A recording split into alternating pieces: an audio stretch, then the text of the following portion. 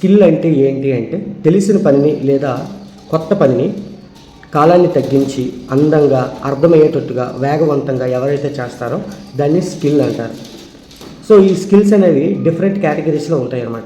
అంటే ఎలా అంటే వారి పని తగ్గట్టు ఈ స్కిల్స్ అనేవి ఉండడం జరుగుతాయి. కాబట్టి చాలామంది ఈ స్కిల్స్ మీద ఫోకస్ పెట్టరు.